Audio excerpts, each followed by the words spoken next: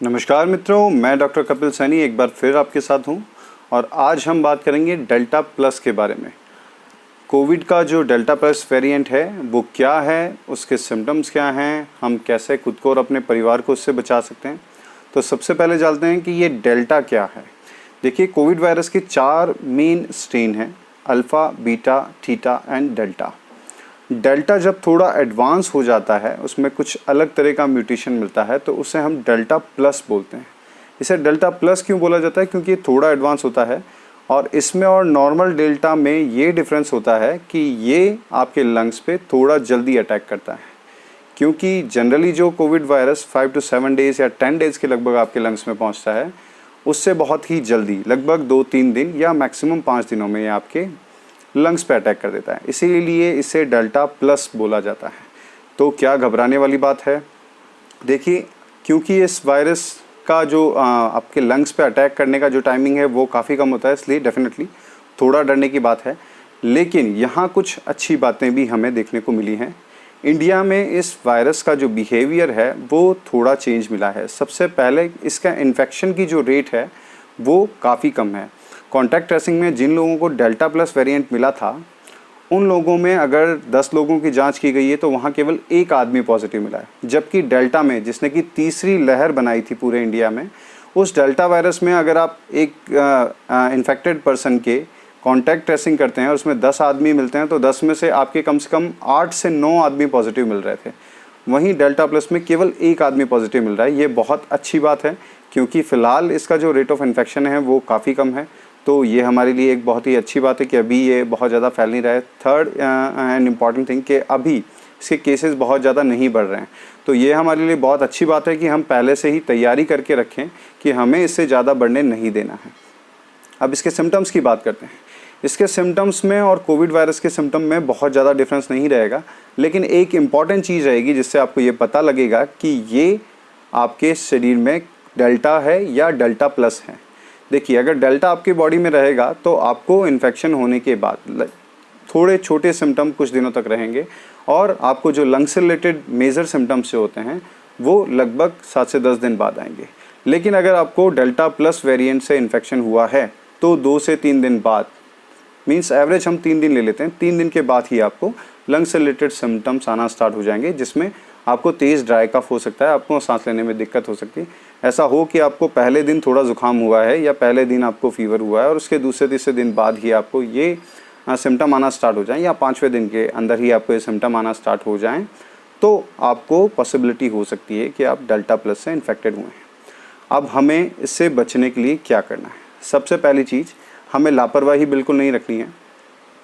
हमें social distancing बिल्कुल रखनी है। हमें अपने मास्क का यूज़ करना है, वो सब चीज़ें ठीक है। जब भी आप भीड़ में जाएं मास्क ज़रूर यूज़ करें।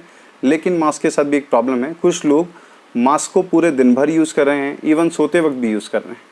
ये बहुत ही गलत तरीका है। इससे आप अपनी बॉडी में लो ऑक्सीजन इन्वायरमेंट बना रहे हैं।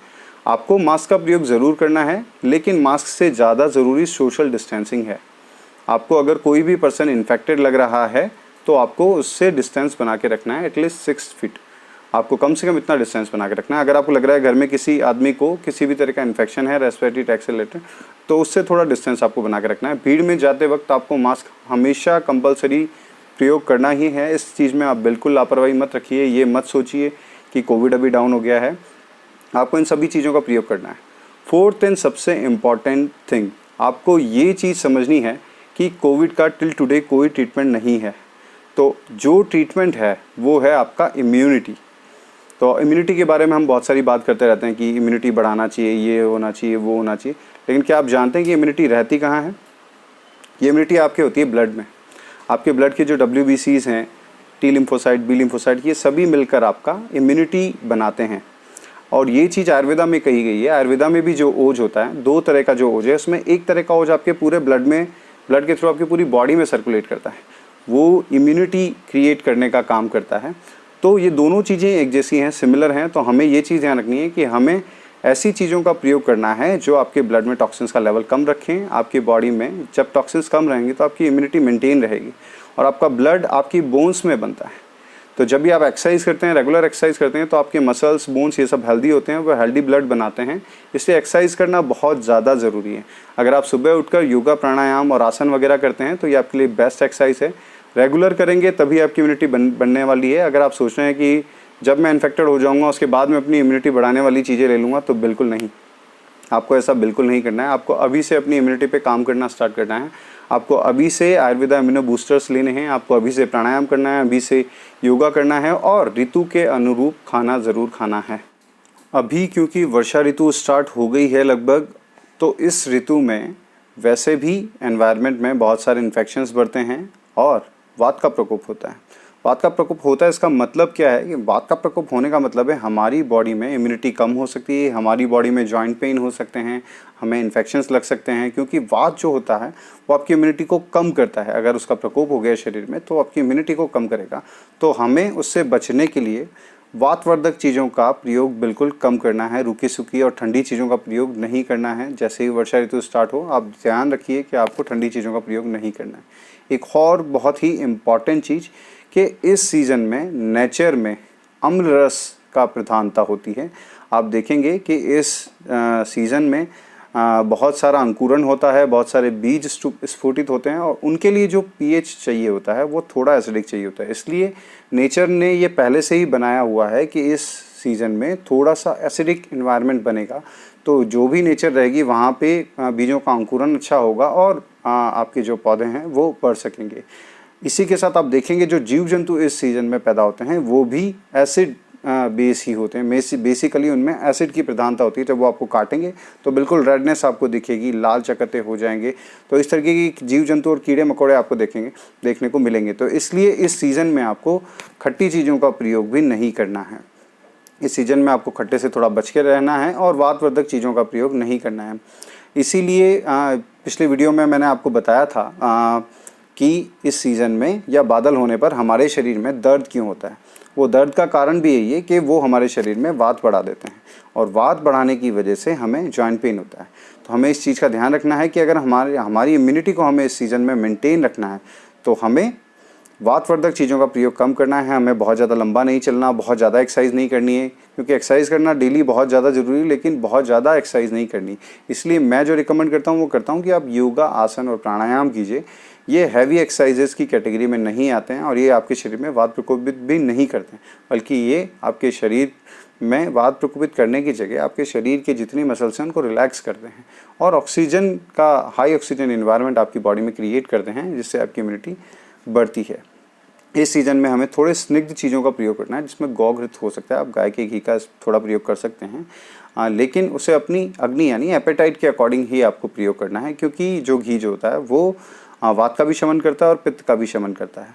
तो घी का प्रयोग इसमें थोड़ा किया जा सकता है। आपको अपनी भूख के अकॉर्डिंग वो यूज़ करना है, ऐसा नहीं है कि बहुत ज़्यादा घी खा लिया है हमने। और च्यवनप्राश का प्रयोग ज़रूर करना है। च्यवनप्राश का प्रयोग आपको अभी से प्रयोग करना स्टार्ट कर देना है, क्योंकि ये भी आपके पित्त का भी शमन करता है और आपके वात का भी शमन करता है। पित्त का शमन करने का तरीका होता है कि ये थोड़ा लग्जटिव होता है, आपका पेट थोड़ा साफ करेगा, तो वहाँ जो आपका पित्त कलेक्टेड है वो होगा आपका अपने शरीर से बाहर निकलने के बाद अनुलोमित हो जाता है वो, उसकी वजह से आपका जो पित्त है वो शमन होता है। और क्योंकि ये मधुर रस इसमें होता है, इसमें घी होता है, तो ये आपके शरीर में वात भी शमन करता है। सामान्य भाषा में समझें तो ये आपकी इम्यूनिटी को बहुत ज़्यादा बढ़ाता है और आपके टॉक्सिन्स को शरीर से बाहर निकाल देता है। तो टॉक्सिन्स को बाहर निकालने से आपके ब्लड पे लोड कम हो जाता है, उसकी वजह से इम्यूनिटी अच्छा काम करती है। और वैसे भी ये एक बहुत अच्छा सुपर एंटीऑक्सीडेंट है। आप चाहें तो गोल्ड बेस च्यवनप्राश का प्रयोग भी कर सकते हैं, लेकिन कोशिश कीजिए कि आप जो मार्केट में जो च्यवनप्राश चल रहे हैं उसमें कंपनी बेस च्यवनप्राश की जगह अगर कोई आयुर्वेदा डॉक्टर आपके पास है और वो अपना च्यवनप्राश बना रहा है तो उसकी क्वालिटी बहुत अच्छी है, तो आप वो ज़रूर प्रयोग करें। कंपनियां बहुत सारी क्वालिटी को मेंटेन नहीं कर पाती हैं, तो कोशिश कीजिए कि अपने आसपास के जो भी वैद्य हैं वहाँ से आप च्यवनप्राश अगर वो बना रहे हैं तो लीजिए, और अगर नहीं बना रहे हैं तो आप उनसे बोलिए ताकि वो बनाएं, क्योंकि वो बनाएंगे तो एक बहुत ही अच्छी क्वालिटी आपको मिलेगी। उस क्वालिटी का आपको प्रयोग करना है। कुछ ट्रस्ट भी हैं जहाँ पे बहुत अच्छी क्वालिटी में च्यवनप्राश बनाया जाता है, तो उनका प्रयोग आप कर सकते हैं। इसके अलावा आप क्या क्या कर सकते हैं, एक बहुत ही छोटा क्विक हम देखते हैं कि आप सुबह उठकर सबसे पहले अपनी चाय में थोड़ा तुलसी डाल सकते हैं, थोड़ा अदरक, थोड़ी काली मिर्च का प्रयोग कर सकते हैं। इससे आपको सुबह ही कुछ अच्छे एंटीऑक्सीडेंट मिल जाएंगे। उसके बाद आप इस चाय की जगह आप केवल मुलेठी की चाय का भी प्रयोग कर सकते हैं। ये भी एक बहुत ही अच्छा एंटीऑक्सीडेंट है। ये अगर जिनका वज़न बढ़ा हुआ है उनके लिए भी बहुत अच्छा है, और जिन लोगों को मधुमेह की समस्या है तो ये शरीर में से फ़ैट कम करने का काम भी करता है, तो ये उनके लिए भी अच्छा है। उसके बाद आप नाश्ते में दलिया ले सकते हैं। उस दलिए में आप गुड़ और घी का प्रयोग कर सकते हैं थोड़ा। उसके बाद आप अपने खाने को थोड़ा हल्का रखिए। जितना आप खाना खा रहे हैं इस ऋतु में खाने को उससे थोड़ा हल्का रखिए और थोड़ा स्निग्ध रखिए। उसके बाद आप दिन में फ्रूट्स का प्रयोग कर सकते हैं जब आपको लगता है कि अभी मौसम थोड़ा साफ़ है। और अगर आप घर से बाहर निकल रहे हैं तो इस चीज़ का बिल्कुल ध्यान रखना है कि अगर मौसम ख़राब है तो घर से बाहर ना निकलें। वैसे भी आपको कोविड की वजह से कम घर से निकलने की कोशिश करनी है, लेकिन अगर मौसम ख़राब है तो बिल्कुल नहीं निकलना, क्योंकि ये आपकी इम्यूनिटी पे बहुत ही बैड इम्पैक्ट डालने वाला है। शाम को कोशिश करनी है कि आपको खाना थोड़ा जल्दी खाना है ताकि वो प्रॉपर्ली डाइजेस्ट हो और उसके सारे नरिशमेंट जो हैं वो आपकी बॉडी को मिल सकें। आई होप आपको ये जानकारी अच्छी लगी होगी और डेल्टा प्लस के बारे में अब आपको थोड़ी और नॉलेज बढ़ी है, ताकि आप उससे कैसे बच सकते हैं, ये क्या चीज़ है और इसके सिम्टम्स क्या क्या आपकी बॉडी में देखने को मिलेंगे।